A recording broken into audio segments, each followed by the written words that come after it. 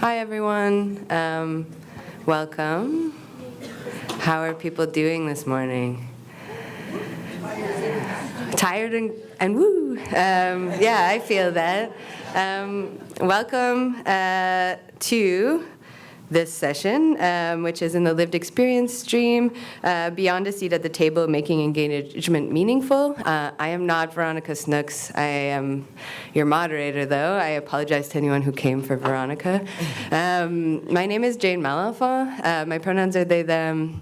And I'm from Kapuskasing, Ontario, so I'm very excited to have some Northern Ontario folks on the panel.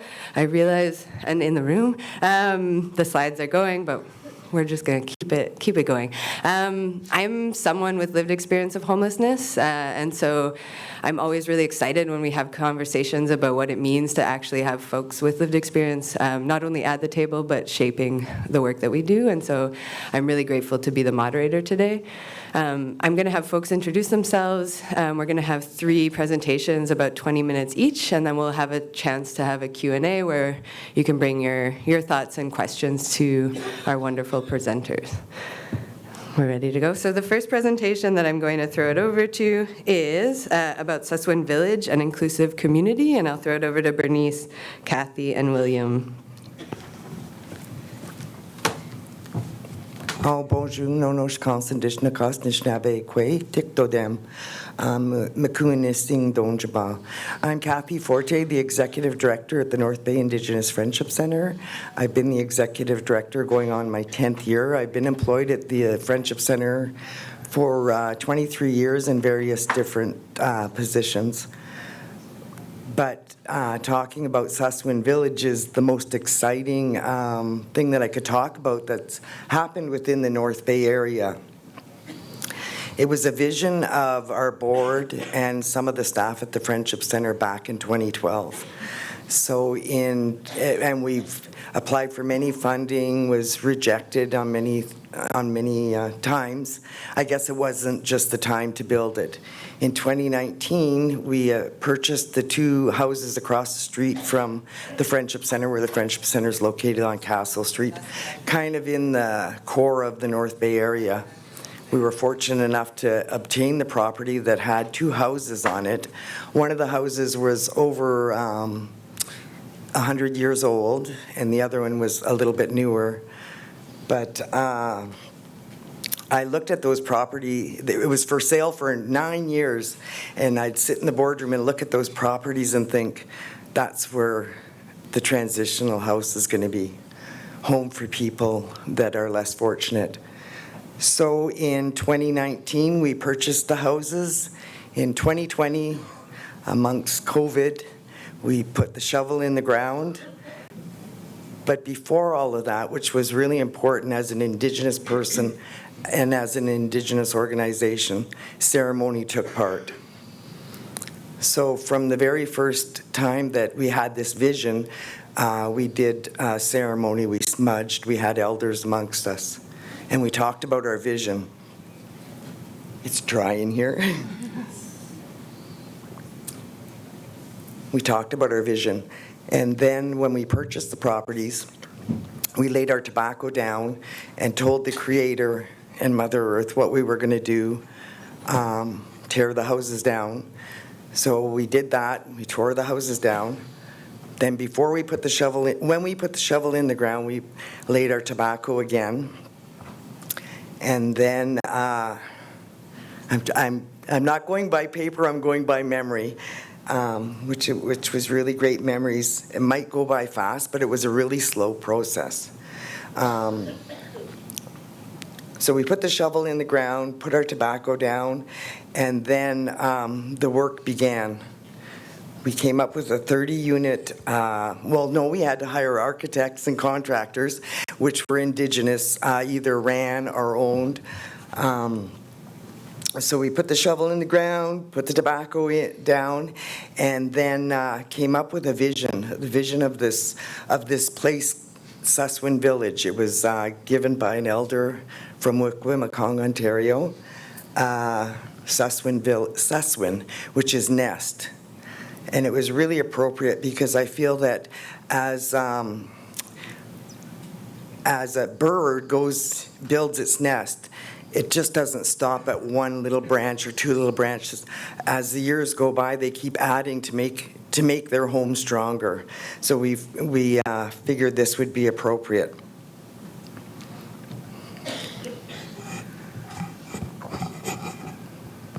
So of course, lots of dignitaries came. The government was amongst us. And it was amazing at how the city of North Bay really embraced what we were doing. They let us do what we wanted to do with it. They, we did have a little bit of roadblocks, but it was pretty good. So anyways, we have 30 units transitional house. We have a geothermal system, which we have 16 wells 400 feet down. So upon digging those wells, we put tobacco and cedar in each well. So what we did next was we consulted with the neighbors, obviously, telling them what we were doing. I'm trying to go by these slides, but they're kind of mixed up. So anyways, the purpose is to ensure that this is a culturally based facility. I don't want to say facility, home, because it's a home for people like Willie and people for many. Right now we're at the capacity of halfway through, so 30 units. We have about 15 residents right now. Within that, we have a fireplace, we have like a fire outside, we have a cultural room.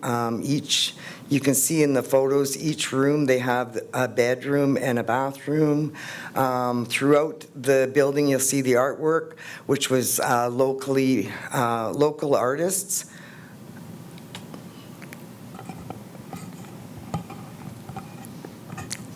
So we also have the wraparound services of the Friendship Center. Currently, right now, we have 41 programs, anywhere from prenatal all the way up to the end of life. We have a cultural resource coordinator that goes over and provides programming, cultural programming. We also have 208 acres outside of North Bay where we have cultural-based activities. Right now, as we're speaking, they're having a sweat out there for the residents at Suswin Village. Unfortunately, Willie couldn't attend. He's here. But they have access to that. A lot of the times, the guys, right now, we're focusing on men. They like to go out to the land, cook goose, because we have a lot of Crees that come up from the coast. So they go out there and sit around the fire, which is really good. And then we have people that go over and do anger management. I'm a kind man. We also have somebody that quite a few of them that go over and do crafts, quilting, all different kinds of things. And this is their home. We visioned it as a board and as the executive director, but this is their nest to take care of. So when they come in, I know Bernice will talk about this, but this is their home. It's not mine, it's their home, so it's what they make it. So I'd like to introduce Bernice Cataquapit, who's the manager of Suswin Village. Bernice. Oh, my lips are so dry. You can pull it down. Yeah. Hello, good morning. 411. 411.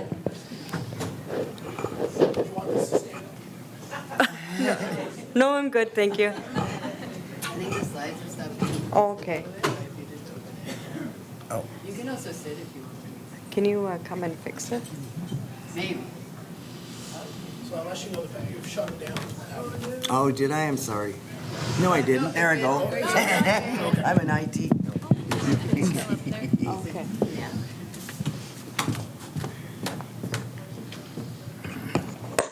Sorry, can you see me? My name is Bernice Sandra Cataquapit. I'm originally from Attawapiskat First Nation. It's in James Bay, the west side of James Bay Coast. I lived in North Bay for the last, well, half of my life, I guess you'd say. I went there for high school.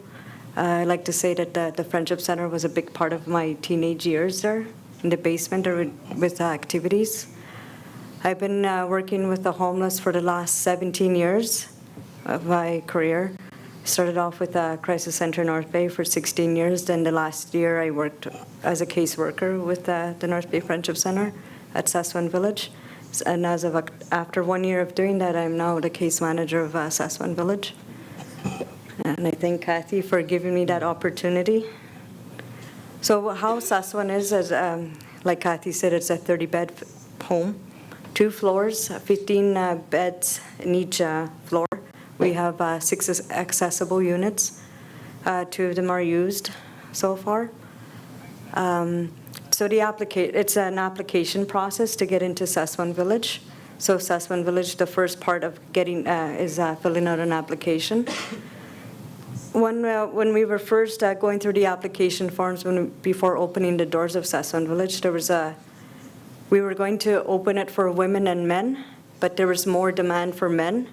The applications for men were like over 80 applications, and for females it was under, I think it was like 30 applications. So we felt that the men needed more support in the community because there is places in North Bay where the women can access.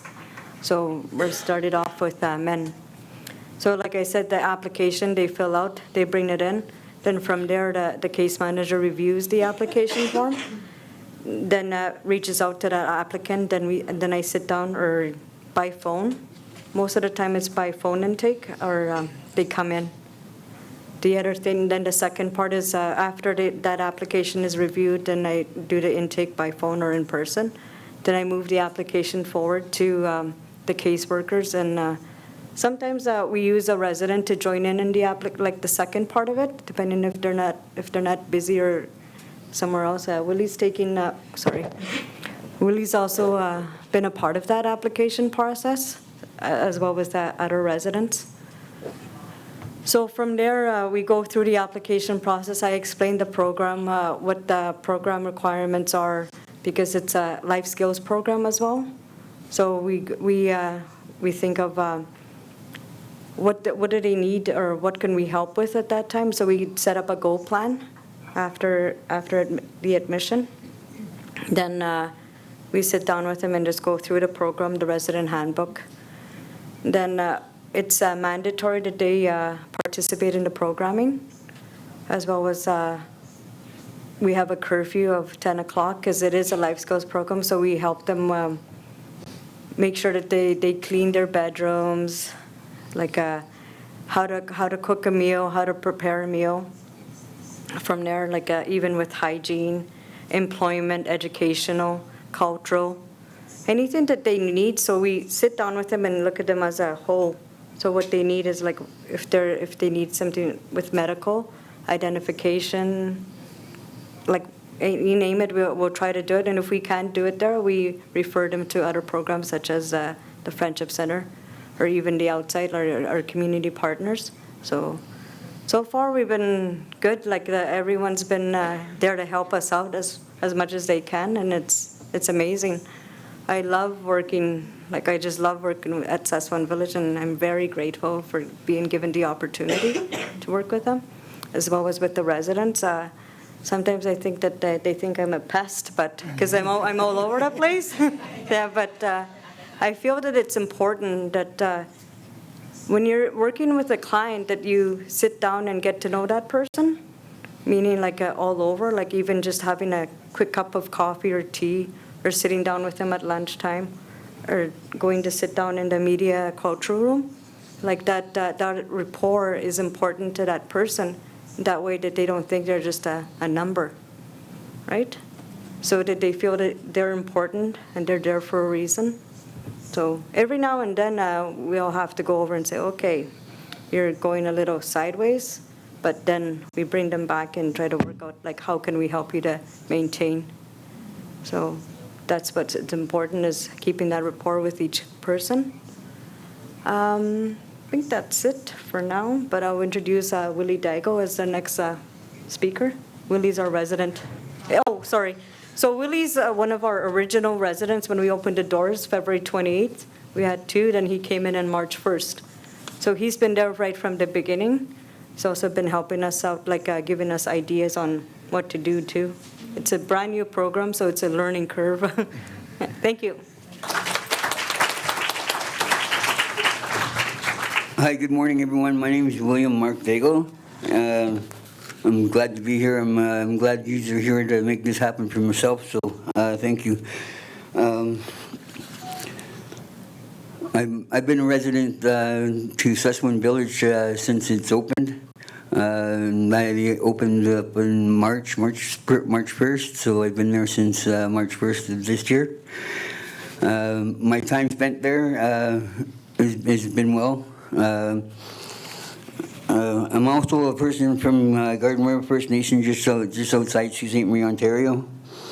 I struggled with homelessness for 7 to 8 years. It wasn't by choice. It was just the way the things were going with myself. I couldn't get no stable housing, so I couldn't have a base to work out from. Now that I have a base I work out of, and I can't say how much of my gratitude goes out to Suswin Village and the people that run it, because if it wasn't for them, I'd probably be still on the street.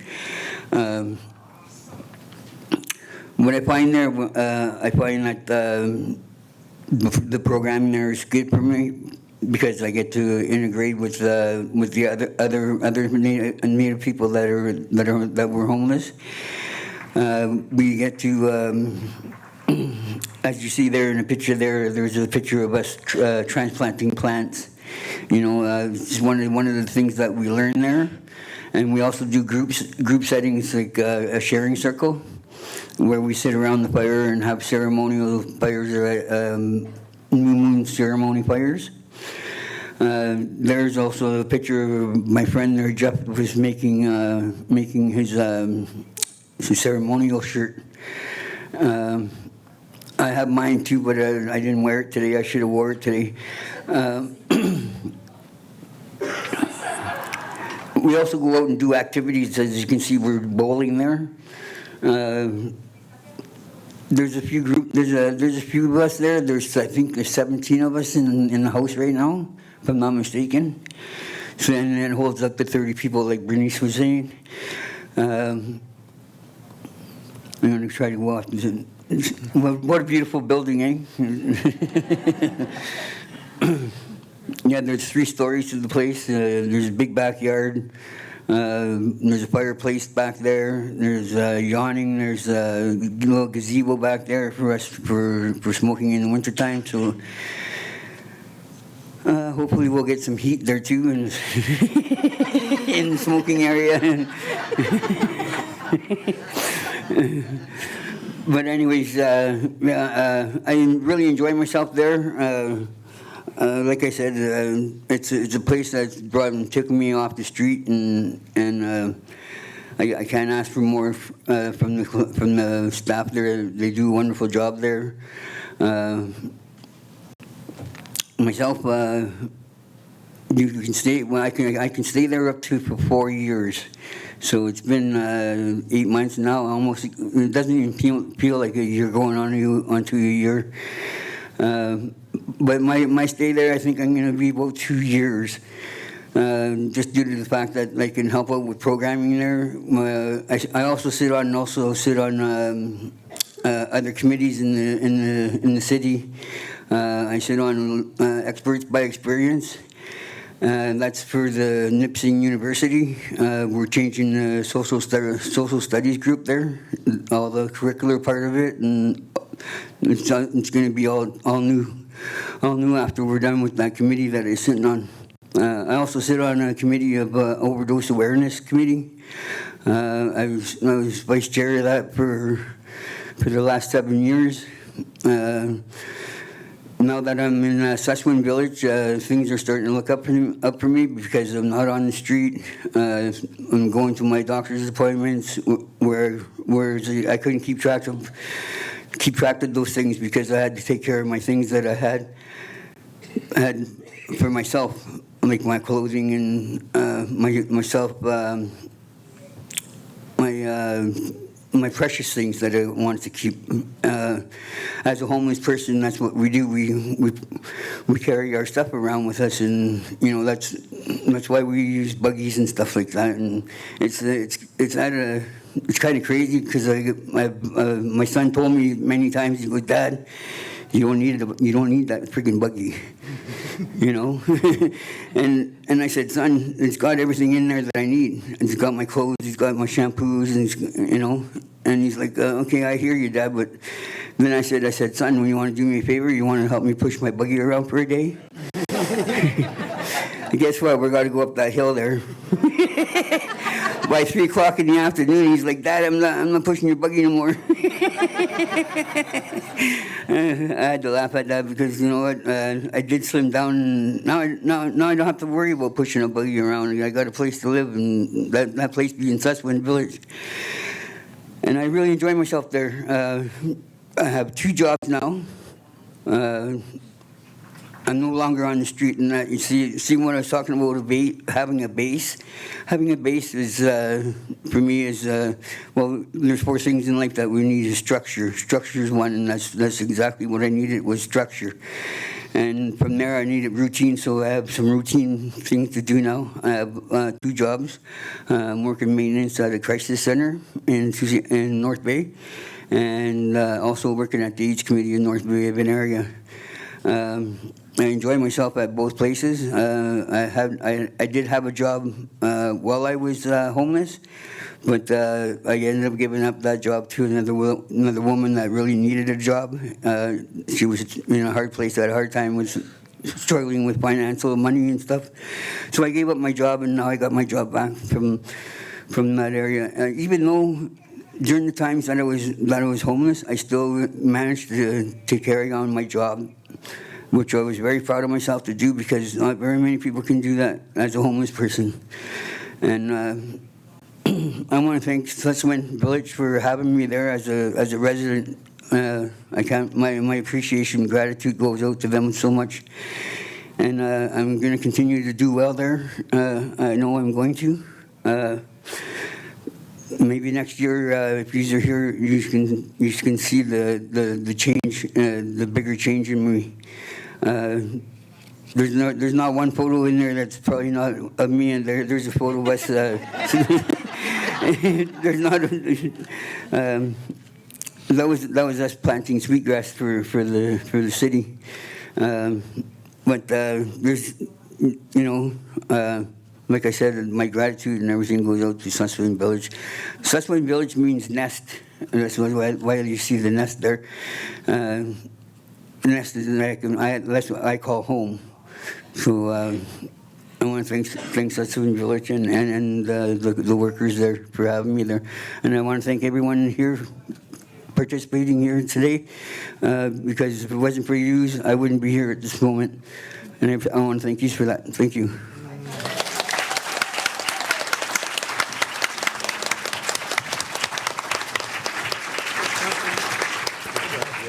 Thank you so much, Kathy, Bernice, and Willie, and bravo on this. And it's so exciting to hear these kinds of stories. Okay, I will figure out tech. I know how to do this. I've used a computer before.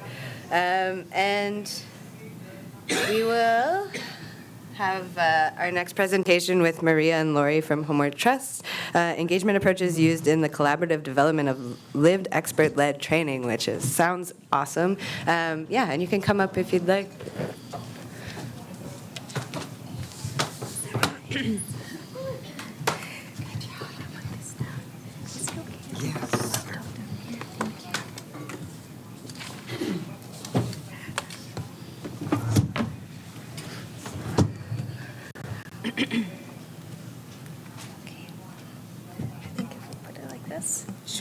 Like this? Yeah. Good morning, everybody. Today, we will be presenting to you on the engagement approaches used in the collaborative development of a first-of-its-kind training, Housing First from the participants' perspective. My name is Maria Zuluaga. I was born in Cali, Colombia, and came to Canada as a refugee 20 years ago with my mom, dad, and 2 younger brothers. I got my Bachelor of Science in Psychology from the University of Alberta, and I have worked both frontline and now as a coordinator with Homeward Trust Edmonton on the planning and engagement team. I will pass it off to my lovely co-presenter. Hello, my name is Lori McDermott. I am an intake support worker at Edmonton's Hope Missions Women's 24/7 Emergency Shelter, and I am also a member of the Participant Advisory Committee for Homeward Trust. Would you like me to read some of this? Sure. I would just like to read Lori's biography because it's great. So Lori actually comes from Swan River First Nation and grew up in the Edmonton inner city area most of her life. Lori joined Homeward Trust Participant Advisory Committee earlier this year, which she'll speak to, and comes with lived experience of houselessness and addiction, battling addiction for 23 years after her son passed away in 1999. In saying this, Lori feels blessed to have gained an amazing support network over the years in overcoming her addiction. On December 18th, Lori will celebrate 5 years in recovery.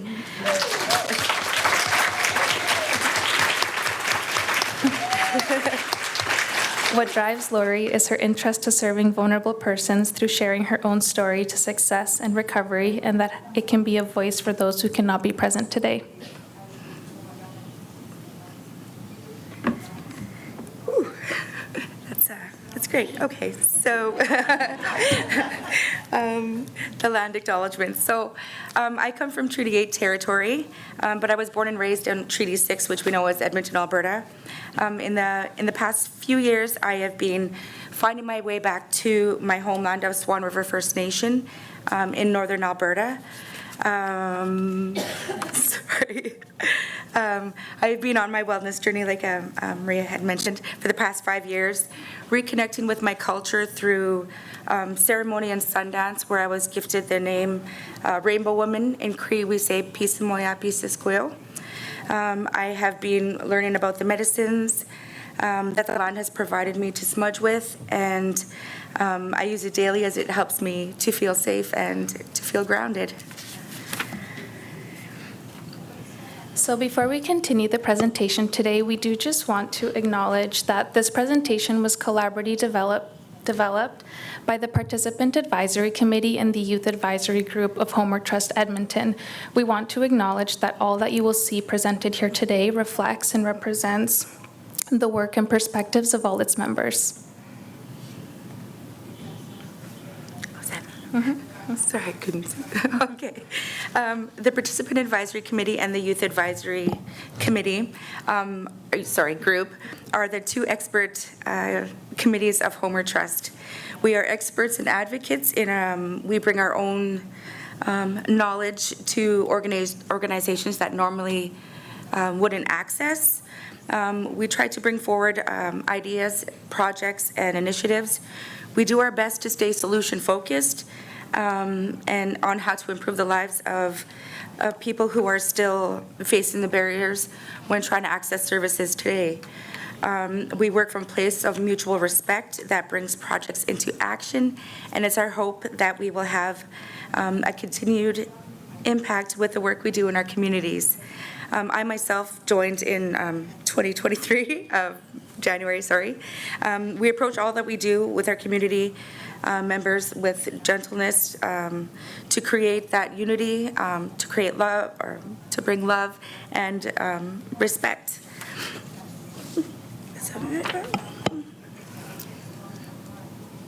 So the objectives that we will cover in today's presentation is we will be able to offer you a brief overview of what the Housing First Lived Expert training is. The training itself was showcased in a separate presentation earlier this week. What we'll spend the bulk of our time discussing today is the engagement approaches that we utilized in developing this Housing First lived expert-led project. And then finally, we'll talk about the importance of having lived expert-led representation in Housing First trainings and engagements with people with lived experience as a whole. What is Housing First lived expert-led training? The name of our training is Kagiwi Hanawak, Together We Will House Them. And it comes from a lived and living expert-led Housing First training. This training was formed out of an idea in 2022 that was identified by our lived expert committee members on the gaps we saw in the community. In this sector, Housing First training are usually offered by workers who work in the field but don't necessarily have that lived experience of being on the receiving end of the services that they provide. So we wanted to find a way that would help address this. Housing First trainings are delivered all across Canada, and what we identified as a community was an opportunity to improve it by having it come from us who have lived through it. We have picked this topic because the change we wanted to see in the sector, the change in the sector that we wanted to see, we felt it was necessary to bring forward change now instead of hoping somebody else would do it. So what were the engagement approaches? So what you see presented on the slide is a cyclical progression of several of the approaches that we took throughout this development process and that we continue to incorporate and include as we move forward with regularly scheduled trainings. But we started off with developing content and logistics, working on capacity, build safety planning, most importantly, the discussion and the ongoing impact of the training for our presenters. And then finally, the learnings and opportunities that we took through a series of practice and pilot sessions that we held. So developing the content and working out the logistics. As Lori mentioned, why Housing First was picked as a topic, and more specifically the Housing First principles, we know that it had wide applicability within the sector, and as Lori mentioned, it aligned with the gaps that they were seeing in the community in the way Housing First principles are carried out on frontline. We knew that the intended audience would be the frontline workers, individuals like housing outreach workers and peer support workers who are interacting with the community on a day-to-day basis. And really the push within having it be for those audience members is to have been able to increase the need for accountability and the mutual respect amongst workers, and then also being able to just share insights from the participants' perspectives on the different ways that individuals experiencing houselessness may interact in moment in crises. Finally, this would essentially, the hope was that it would be able to provide actionable tools and insights that the community would then be able to implement with their participants.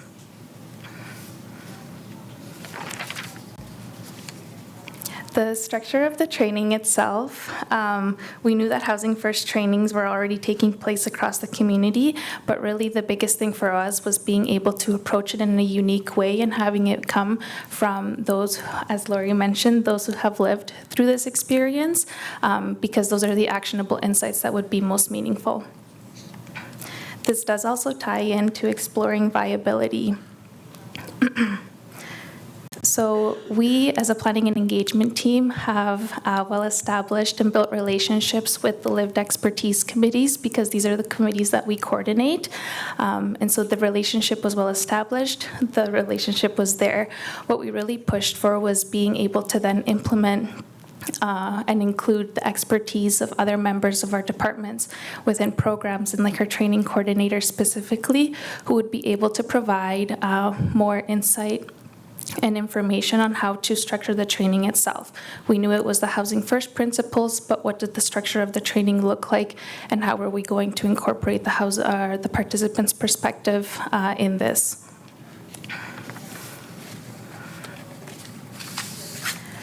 We discussed, or part of what exploring viability was for us too, was the safety planning as well. And we will chat a little bit more about this in the next couple of slides, but it was being able to include things like debriefs, having documentations for the audience who attended, and then also ensuring that culturally relevant supports were available to our presenters as well. And then finally, honoraria implications. Considerations like honoraria is something that we do take pride in being a leader in this space as Homer Trust Edmonton. And when we were thinking about how the compensation would be for our lived expertise committee members, we did definitely lean on the guidance and expertise of the Canadian Lived Experience Leadership Network in alignment with their 7 guiding principles. We wanted to ensure that honoraria was all-encompassing and included things that would be required of our committee members, like time spent outside of the training to further develop the training itself, all of the practice sessions required,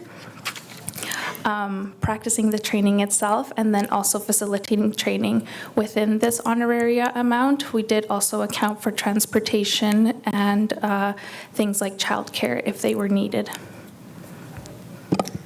Okay. Sorry. For the honoraria, I'm grateful for the honoraria compensation when sharing my expertise, because it helps me to feel valued, heard, and knowing that I'm appreciated for any time that I've spent with the committee and our groups and putting our ideas together. I feel respected for my lived expertise and the knowledge I can personally bring from my own experiences to the committee when we're sharing ideas.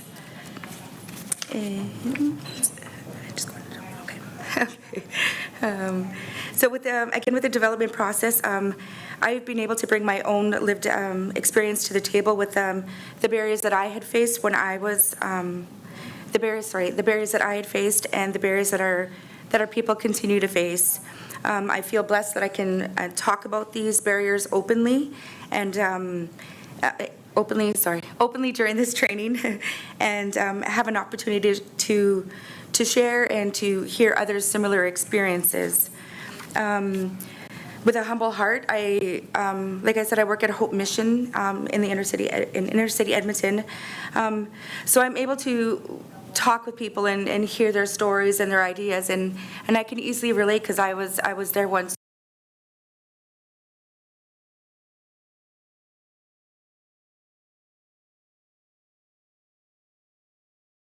Having that relatable voice and being able to talk to them in a language that they understand, not using like 14-letter words that they have no idea what's being communicated to them. They're not going to understand those things. They need to hear things that are plain, simple, to the point, and of course always without judgment. So when I'm sharing those experiences and talking to my community members, I talk to them like I would talk to any other person, not like I would talk to professionals, because it's just, you can extract information from your city's vulnerable when you talk to them with a language that they understand. And sometimes during the development process, it was sometimes difficult to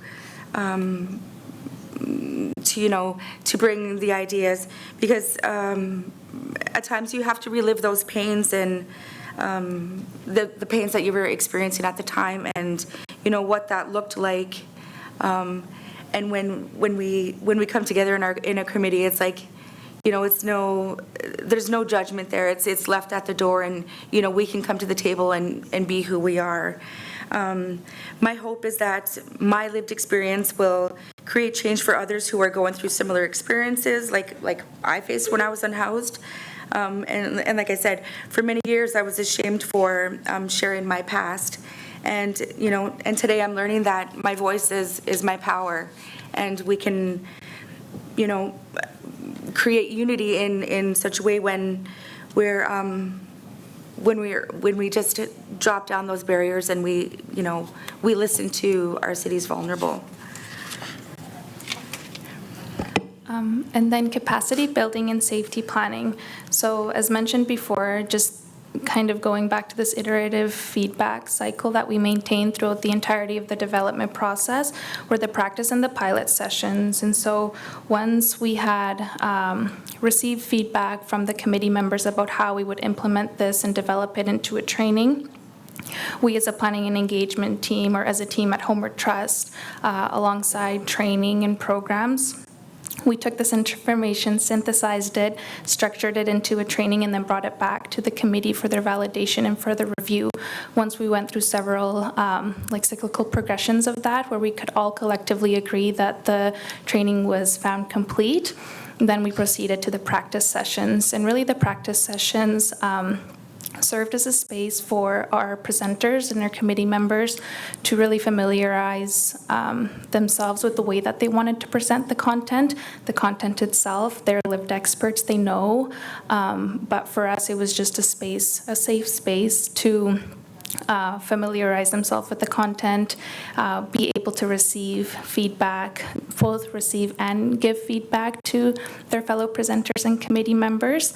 And then from this, we proceeded into the pilot sessions. And what the pilot sessions served as was really a first showcase of the training to our internal Homeward Trust staff across all different levels of the organization, with the inclusion of frontline workers as well.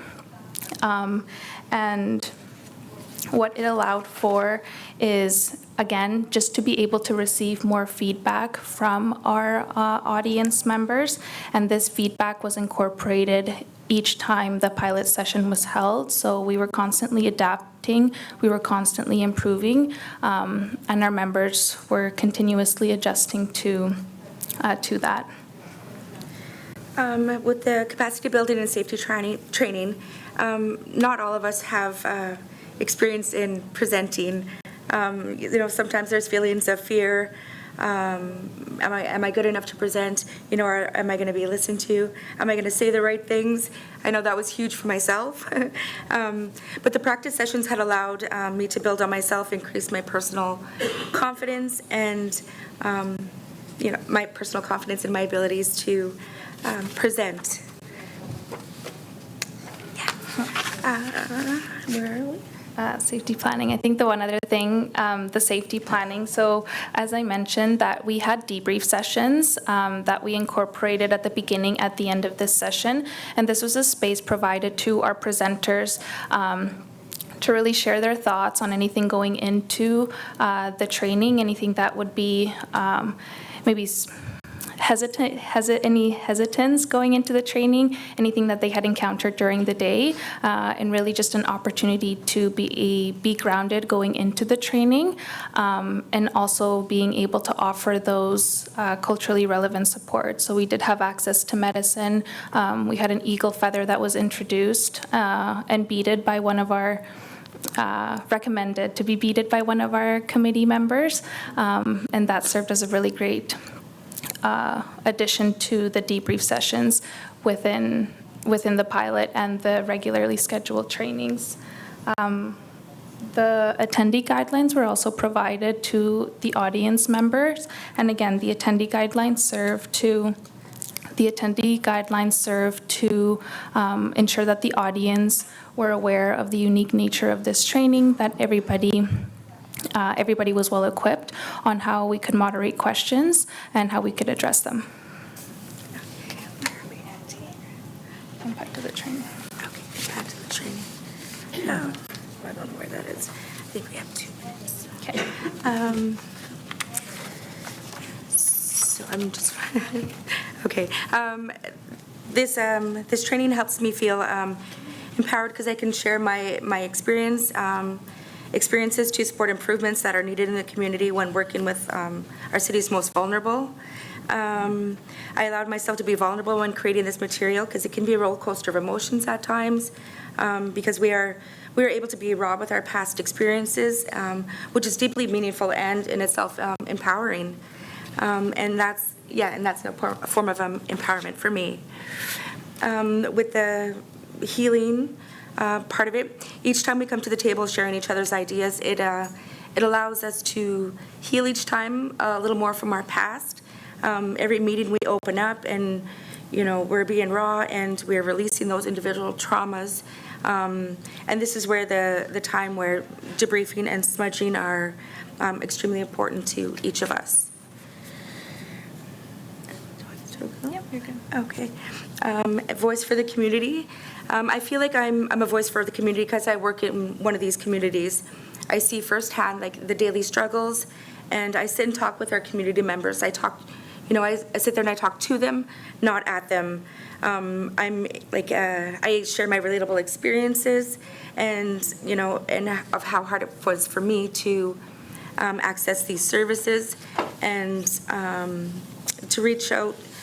It was hard for me to reach out and to guide myself, or to get guided when I didn't have trust in somebody that I was communicating with.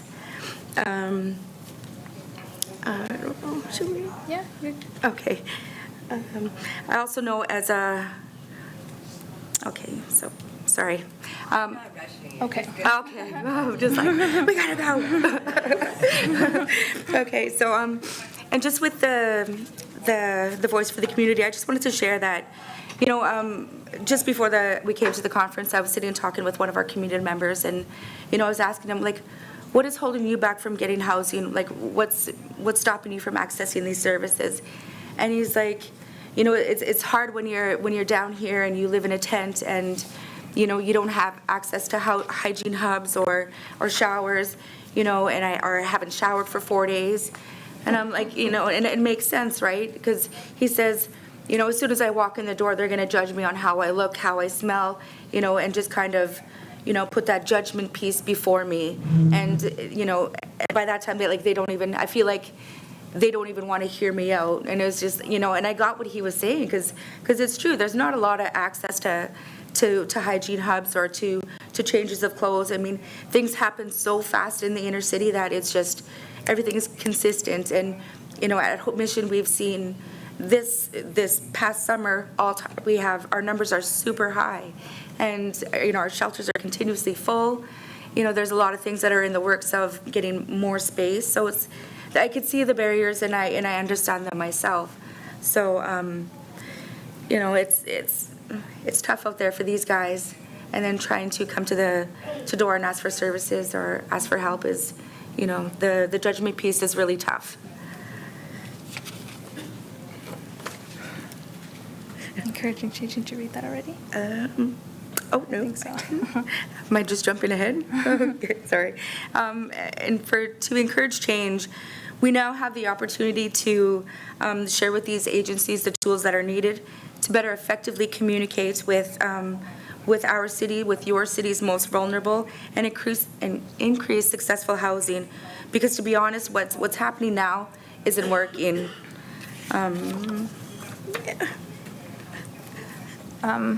I think just to briefly just go over the learnings and opportunities we took, just being able to reduce barriers and consider the facilitator pairings in these trainings. I think to just emphasize the importance of relationship in the facilitator pairings that you have. Change happens in the context and relationship. You want to ensure that your trainers have that established trust and rapport with one another so that they can naturally lean on different areas as they're presenting and providing trainings. Yeah. And then just the cultural. Okay, so our cultural significance, we have learned that having medicine to smudge with before and after helps us to center or ground ourselves from the negative energies, feelings, emotions that we may be feeling. Smudging helps to unify. It helps unify our energies as participants. Having our eagle feather to hold, symbolizes trust, honor, strength, and wisdom for us presenters. And also the eagle feather is a powerful symbol that unites connection to the creator as well as the individual holding it. And just a couple takeaways. When we're working with our communities, we need to remember to be trauma informed. Everyone's individual journey is unique, and we, and the second one is we are the experts in our own lives. It's difficult when you're used to being in survival mode consistently and making that transition to being able to accept help is a difficult process. And finally, trust creates change. Thank you.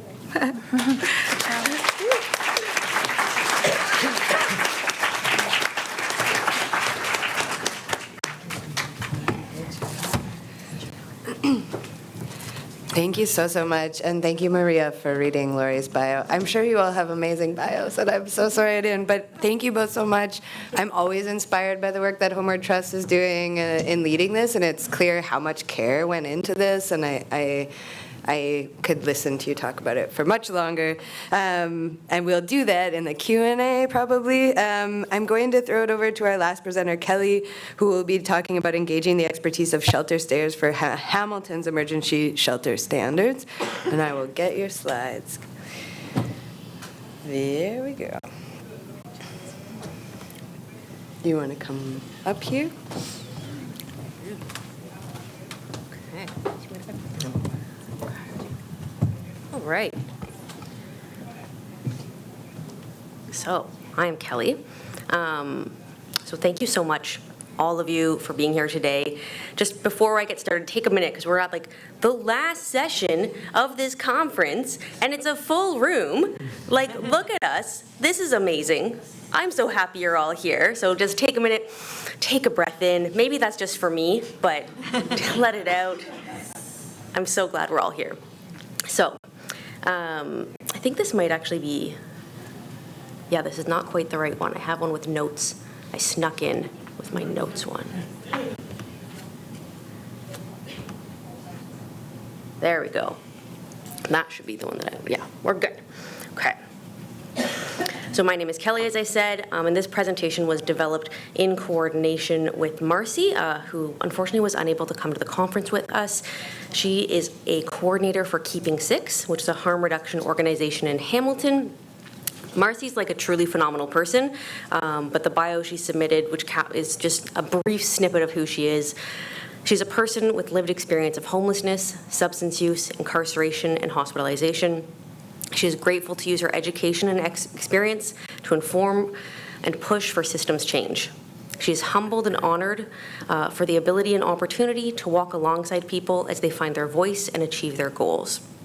I'm so deeply grateful to her for her expertise throughout this project.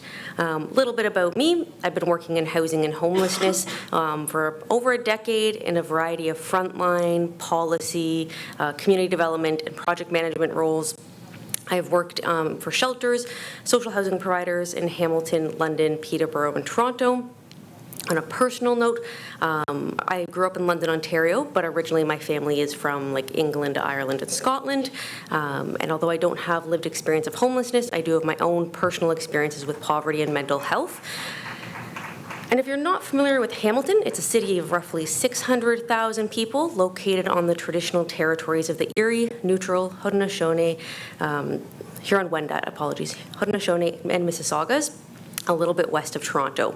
And we have approximately 1,800 people who are experiencing homelessness in our community. So today, here's my outline, here's what we'll cover. I want to note quickly, if you haven't already caught on, I talk pretty fast. I'm trying to pace myself, but I apologize if I get ahead of myself and talk a bit too quickly. I also use the term people with lived experience, people with lived expertise, or people with living experience kind of interchangeably. I know that there's different preferences for that, but so throughout I go between them. And today, we'll talk about the project of the shelter standards, how we engaged with people with living experience, some of the impact and outcomes of that project, and just some kind of insight for you that you might find beneficial. My hope for today is that some of you will leave with some new ideas on how to plan engagement work, especially factors that can improve accessibility, methods that can encourage participation from a broad range of people, and strategies for how you can prepare for and use the feedback you get in your work. So the shelter standards, what are they? The standards are a document that sets out expectations for minimum operating, service delivery, and facility standards for emergency shelter operators in Hamilton. That's a very clinical sentence. They help people understand how shelters operate and what they can expect regardless of who they are. So that means people accessing shelter, their supporters, staff, and shelter operators have a standard understanding of what our system should look like and operate like. It will be a public document that provides that transparent framework. I want to make sure to be clear, though, that it is a reflection of our current system. It's not an aspirational document. So it kind of reflects what we can do and what we are doing right now. So updating the standards was built on the success of our original standards, which were drafted in 2008. There's a lot of different pieces that went into this work. We analyzed shelter standards from other cities across Canada for common topics and best practices and what we should be including. We did a co-writing process with emergency shelter operators and local Indigenous leaders. And we sought feedback on specific topics from community agencies that work with either like in a specific area of work like harm reduction or support specific demographics or people from marginalized communities. And then, of course, the part that I'm here to talk to you about today, we consulted with the people who live in our community who are experiencing homelessness.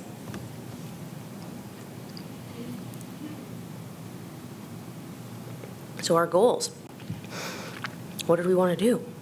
The starting point of this project was to be really intentional and clear about our goals.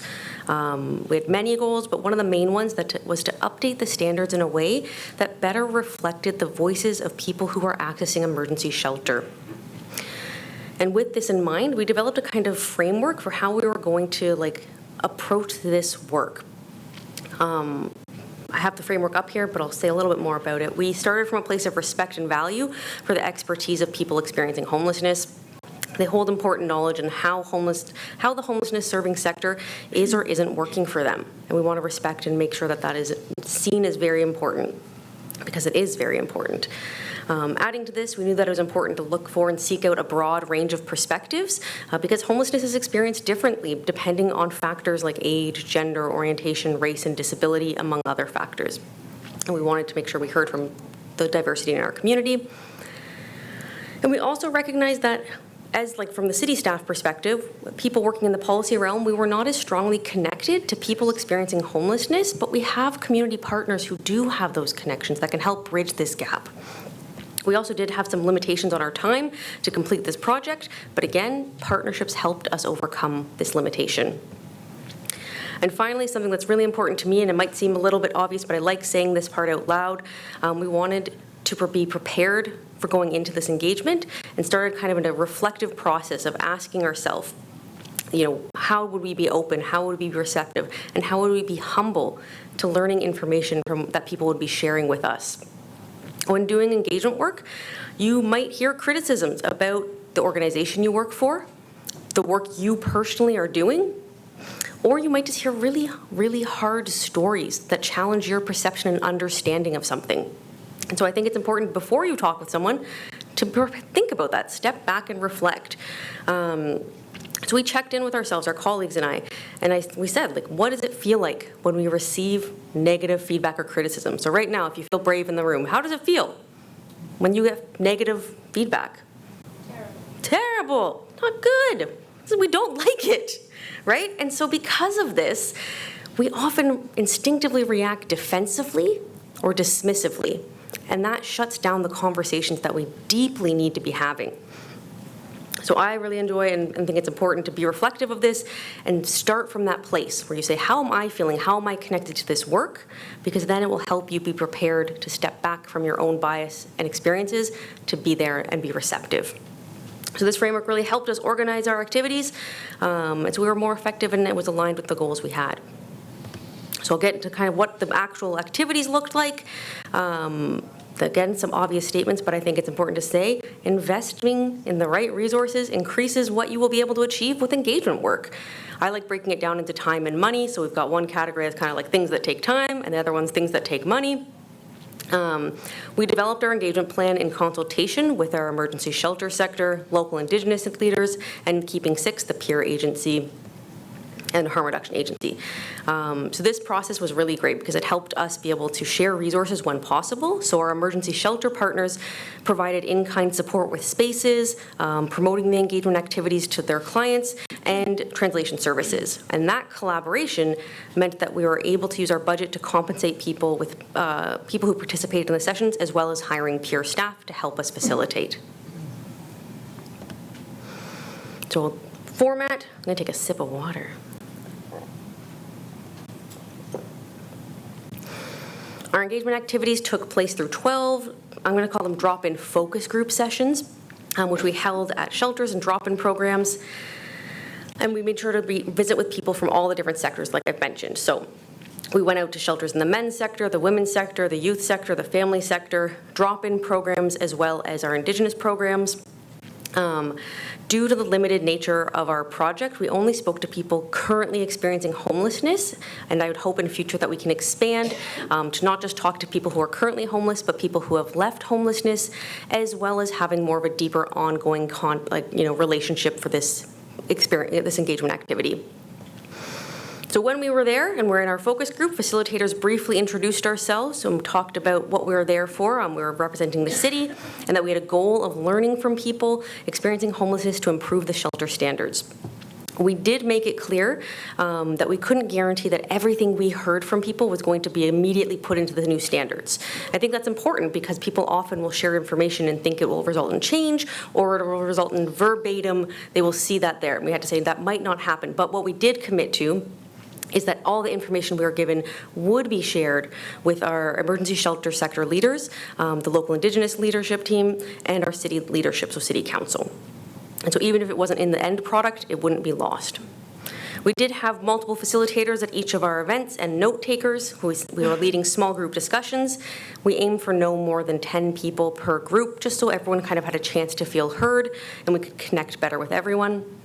The conversations were focused on different aspects of the people's experiences of accessing emergency shelter, but kind of broken into 4 categories of access, services, safety, and rights and responsibilities. Those are big categories. There's lots of stuff under them. But we structured the questions kind of saying, what should shelters keep doing? What should they improve? What should they stop? And what should they start? Kind of makes it very like let's hear the concrete information from people. And this model was great because it allowed our participants to direct the conversations. So sometimes we stayed really close to our pre-written questions, but oftentimes participants raised topics beyond what we had anticipated. And we had flexibility, and I think that's really important. We had flexibility to shift our discussion to what they brought up and they were identifying as important about their experience.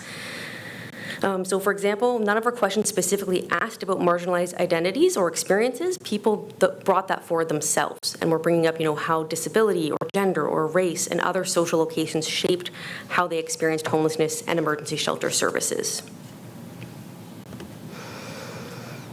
We're going to talk about accessibility now. So accessibility is a very big concept, and there's lots of ways it can be accessible. For these events, I was trying very hard to say, ask myself, what makes anyone more likely to attend an event? What makes me more likely to attend an event? Lots of people, we share the factors that influence if we'll go to something and participate are the same. So do I know the venue? Do I know where I'm going? Will I be physically comfortable? Will there be a chair for me to sit in? Will my mobility device be able to get into the building? Will food be offered? I will go on about food at events forever and ever and ever. I think food brings us together. It shows basic respect. Also, we all do better on a full stomach, right? If someone asks you a difficult question and you are hungry, the answer you're going to give is probably going to be shaped by that hunger. So let's feed people and show them respect so they feel happier, right? That's my soapbox about feeding people. Next, I'll talk about social comfort. So that's physical comfort. Social comfort to me is kind of like how will people feel welcome? How will they know what to do? Will translation be available? Will I even be able to talk to people properly? And will my feedback be heard? There's lots of ways you can increase social comfort. For our events, our peer supports really, really helped make that happen and help people know that they were in a familiar space, they were welcome, they knew people that had experiences similar to theirs, and that they could be honest. Right? Sometimes when you're representing an institution that has a lot of authority or power, people might shy away from saying really what they need to say, but having the peer supports there help people know that they could be blunt and they could say what they had to say. We also had multiple ways for people to participate, so you could get up and write on a big sticky board on the wall, you could write on notes just to yourself and hand them in, you could talk to someone and they would write your notes for you, talk in a group setting, talk one-on-one. That way people with different needs and different preferences were able to participate in the way that fit best for them. And as mentioned previously, this is my other soapbox that I'll go on about forever. We paid participants. We recognized that their time and their knowledge was valuable, and if you're asking people to come and share their time and their experiences, pay them for that. I will note that although we really do recognize that the best practice is to pay in cash, I work for the city. Institutions they have financial rules that make that hard sometimes, so we did pay people in gift cards at a value that was slightly above minimum wage for the time that they were participating with us. So our peer supports, really so amazing in so many ways. They were integral in connecting with people. They helped in, I'll just give a couple brief few ways they helped us out. If we had low turnout at the event, our peer supports would go outside the building and find people smoking or in other parts of the program and be like, did you know the city's here? Come on out. They're paying people. They have snacks. And so they would come out because someone was directly, yeah, hey, it's helpful. They made those connections happen, right? They also had credentials that the people experiencing homelessness recognized, right? They had experiences similar to their own, and they were able to foster trust and build rapport so that people were comfortable. And those experiences also helped that they could prompt people, so if someone gave a brief answer, they would maybe understand a bit more closely what they were trying to get at and could ask follow-up questions to help expand that information. And really, really most importantly is those experiences they have of homelessness and adversity meant that they know the feelings that might come up when you're sharing a personal story. And with that, they were able to help make space for people to share their difficult experiences and their trauma, as well as kind of support them through that and de-escalate if that was necessary if someone was struggling. So really powerful, powerful work that helped us. So in a nutshell, one slide to summarize so much work, such a big project. We wrote down 1,650 comments. We talked with 255 people over the 12 events as well as some community events. I will note that 255 people is total, including community partners, but we spoke with 180 people who were experiencing homelessness. So 70% of the people we talked to for this project were people experiencing homelessness. This is a really, really different process from when we first wrote the standards in 2008. They were written 15 years ago by the city in the men's shelter sector, and there was no consultation with people experiencing homelessness. And like I said, we talked to lots of different people. And that, I think, was really beneficial throughout the project, we'll talk about in a moment. But I wanted to recognize that in addition to sharing their experiences about being homeless and accessing shelter, people shared such powerful stories of resilience and how the right supports at the right time can have a major impact on their well-being and ability to survive homelessness. And finally, people that were at our sessions expressed gratitude. They felt, you could see the pride they felt in that moment that they were being listened to and that their thoughts and their information was really important to us. And so I think that's like a hard to quantify impact, but I want to note it because I think it's important and valuable. Oh, there's my 70% stat. Hey, there we go. Okay, so a little bit more about impact and what happened. The feedback we gathered and people shared with us, their knowledge and their comments grounded our writing process throughout updating the standards. So we could come back to what was shared with us so many times. Each section we went through, I'd say, here's what I saw and learned when I looked at other cities and their standards, and here's what we heard from people in Hamilton experiencing homelessness about this topic. And it helped us get through some challenging conversations and topics that are difficult for us to kind of confront. Some of the key areas for how the standards look different because of the work that happened. We have a more client rights-based approach to service provision. The updated standards now have clearer complaints process and a client's rights and responsibilities section. And we have taken a much stronger focus on equity and supporting the diverse needs of clients. So our original standards had no content related to Indigenous homelessness, and our updated standards actually have a section on Indigenous homelessness. The needs and best practices for supporting Indigenous people are integrated throughout the standards, and this was done in partnership with our local Indigenous leaders as well as the people with lived expertise.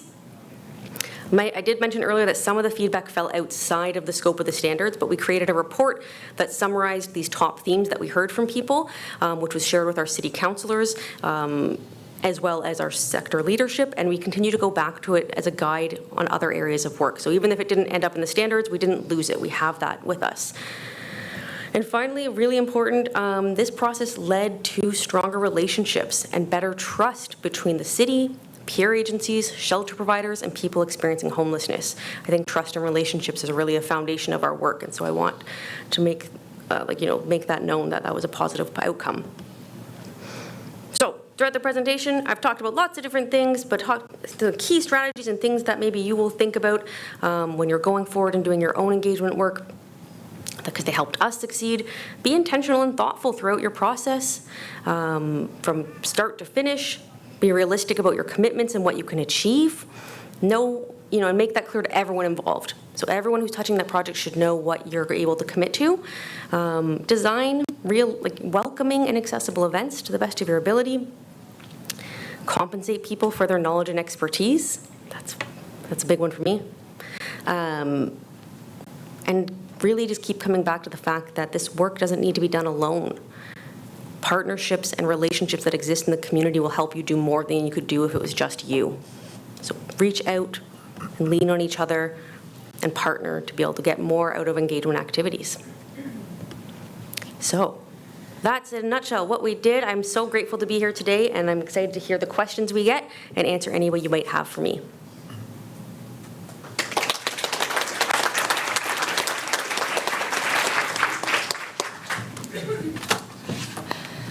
Thank you so much, Kelly. You've already got the mic. Thank you, Lynn. Thank you so much to all of you. I just wanted to share that, as someone with lived experience who's been doing this kind of housing stuff for about almost a decade now, when I started, this was not a conversation that was being had this way. And I think more and more we're seeing the recognition of lived experience as such a valuable piece of expertise for addressing homelessness, but often it's being done in ways that are checking boxes and aren't truly building relationships. And so to see 3 examples of this work being done well is really inspiring to me, and I can see how far it's come, and we're going to keep building these really strong relationships and strategies together. But we can open it up to you folks. Questions? Just talking to them. Hi. One of the things that it's a question for Kelly, because the engagement and everything, this is kind of recreating a wheel, but you didn't mention any follow through. And one of the big things that I keep hearing as a frontline worker in housing is that all this engagement without follow through and being able to see changes it comes off as performative. So what have you done for the follow through, and what have the people that are most effective seen? Good question. Yeah, that is a huge question and an important one. And I will admit that it didn't go exactly as I wanted it to go and according to best practices. So we are still waiting for the final version of the updated standards. It is so close. It's been at 98% for so long. And once that is done, that's when we'll return back, because I don't want to come back with an incomplete or a partially finished product. And so the plan is to go back to the sites that we had originally engaged with and say, here's not say here's a 70-page document, please read it, but saying here's what your feedback did, and like bring to them a summary of where their thoughts and their input changed the standards. So that is our goal to be able to do once we have that final version. In terms of other aftercare, at the end of the sessions, we did make sure that peer staff were still available for a little while. So if people wanted to chat after they finished answering the questions, they were able to do that. But yeah, it's a really important part of the work, and I completely agree that I don't like people's information and expertise feeling like it's going off into the void. I want to make sure that people know that it did have a direct impact, and so I'm just waiting for the moment that I can actually share that direct impact. Thank you. And before we move on, I wonder if other folks have thoughts on that, on this kind of process of extracting knowledge and then not necessarily having tangible impacts from your respective work. Any? No? Okay. All right. Next question. Hi, this is for the first group. The first presentation, I think, is Suswin Village. I guess I know it's a new project, but I guess I was just wondering what challenges that you have already seen and that you needed to kind of look at it again, or did you have any wisdom to give us if somebody's looking into kind of, we tried this and didn't work? And then I have a question for Mark. Well, definitely there was challenges. We went through those. But I would give it over to Bernice because she works right in the building day to day. I just hear when there is issues that come up. So Bernice is pretty good at solving. I guess the most challenging would be to get the person going first thing in the morning and getting them back on routine, because they haven't been living in a stable home, that they have a hard time getting up and doing things on their own. For example, getting up in the morning, coming downstairs for a meal, because we have a cutoff time for meals so they can get on routine. So that's a struggle there that we're continuing to work on. Life skills is a hard thing for them because they haven't lived in a home for most of them couple of years or no home life really, even though they did have a home, but it wasn't stable. So that is a challenge itself. And the other thing would be addictions. So addictions is a hard one. Then we support them, and if they're willing to go to a treatment program, we help them fill out the application forms and guide them that way, as well as we access the programs at the Indigenous Friendship Center, which is across the center. We're under the North Bay Indigenous Friendship Center, so the workers across the street work with us with that too. And we encourage them to attend NA or AA meetings as well. We have some staff members that actually do go to meetings with some of the guys. So I think addictions is number one, and just getting back on routine and making them feel comfortable that this is their home and take pride in where you're living and how you see yourself. So, sorry. I think one of the biggest challenges that I know that that's happening is the over-medication of people that are homeless, people that are living in the shelters.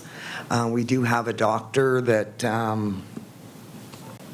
comes and sees some of the residents, but I know for a fact that a lot of them are over-medicated just to kind of keep them stabilized and to be quiet, right? So that's one of the big issues that I'm going to be working on within the North Bay area, is to ensure that they're not over-medicated, that they can be mobile. Right now, they're just laying on the streets or sitting in chairs where they can be active human beings. So that's one of the big issues. And for Mark, I guess the challenges I was wondering is for implementing the structures and things. Did you have to kind of change? But for Mark, it was kind of more in link with how you guys answered. But what made your transition kind of easier?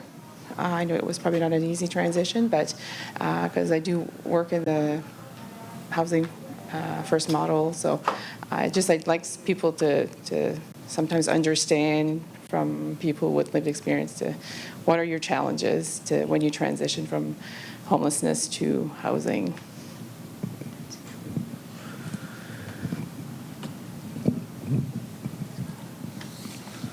My most challenging one was, I suppose, would be the life skills of it.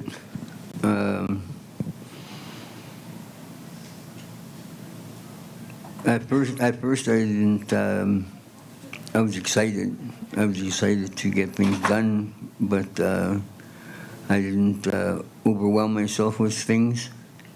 I took day by day, each day as a challenge because I didn't know what was up and coming. So I just took it day by day and minute by minute if I had to. So yeah.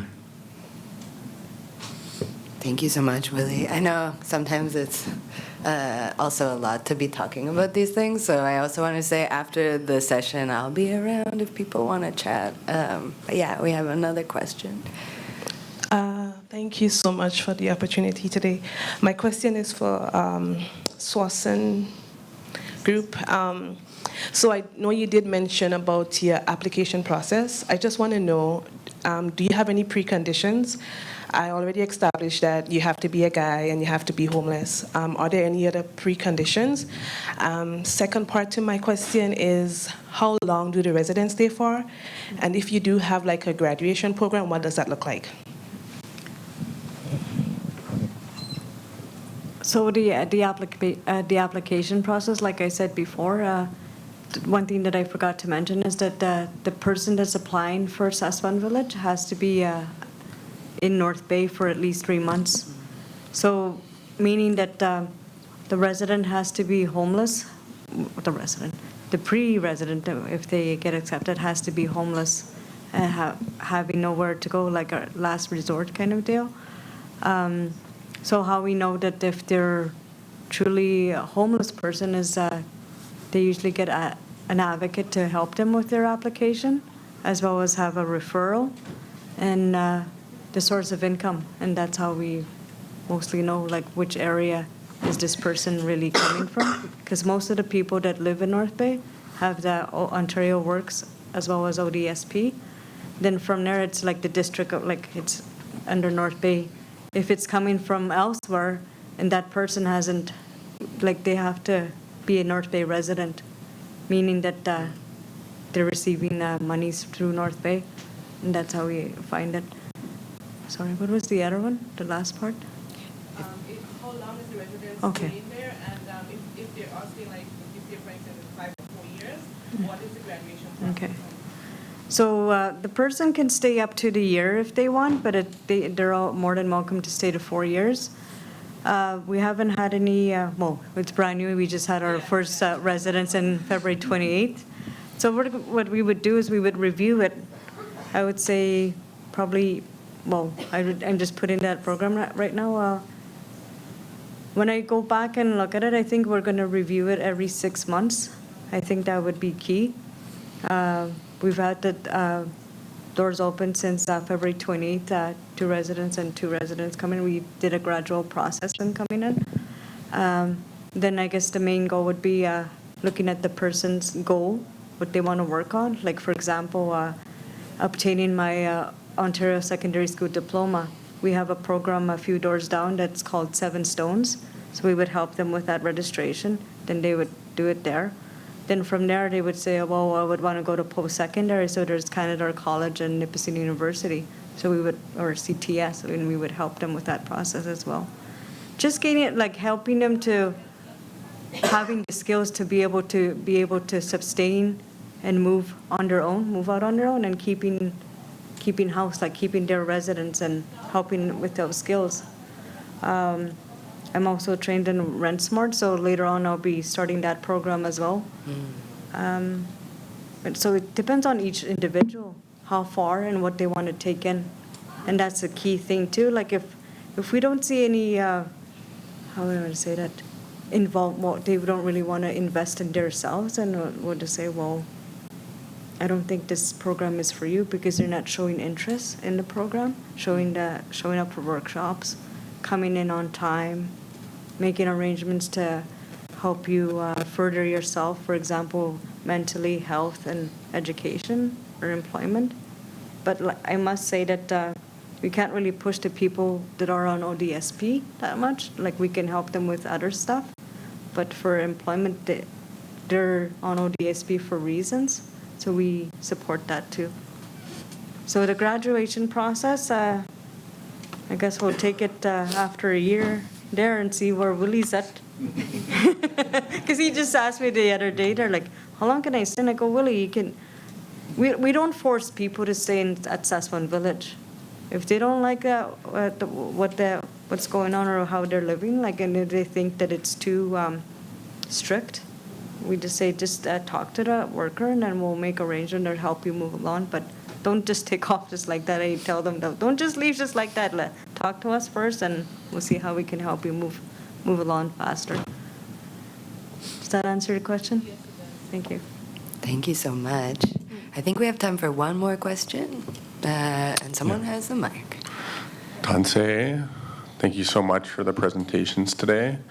I have a question for the folks in North Bay. I know that you mentioned that Willie is helping to inform your program model and your services.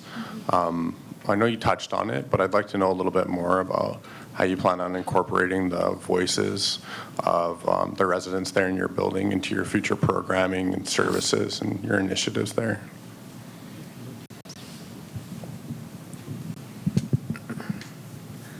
So like Bernice said, our first admissions were in February. Willie was one of four on that date. Now I forget what I was going to say. What was the question again? Oh, I was just wondering more about how you plan on incorporating the voices of your residents into, yeah. So when Willie came in, I sat with him, and I could see potential in Willie, where he knows a lot of the people that are homeless, well, probably all of them that are homeless in North Bay, communicates with them still. I really believe that Willie at one point in time is going to be employed by Saswan Village. That's my goal, and that's Willie's goal.